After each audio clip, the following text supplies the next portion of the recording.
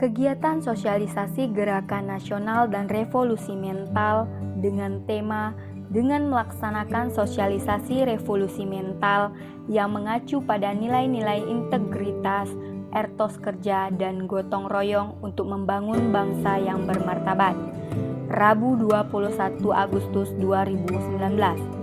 Kegiatan yang diselenggarakan di Oprum Sekdakap Aceh Tenggara yang dihadiri oleh Wakil Bupati Aceh Tenggara, Kodim 0108 Aceh Tenggara, Kepala Dinas Kependudukan dan Catatan Sipil Aceh Tenggara, dan para peserta sosialisasi dari berbagai desa di Aceh Tenggara.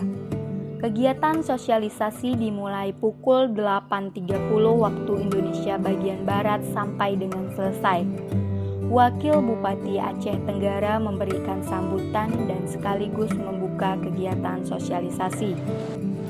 Dalam rangka memperbaiki dan membangun karakter bangsa dalam melaksanakan revolusi mental yang mengacu pada nilai-nilai integritas, etos kerja, dan gotong royong untuk membangun budaya bangsa yang memperadaban, modern, maju, makmur, dan sejahtera berdasarkan Pancasila.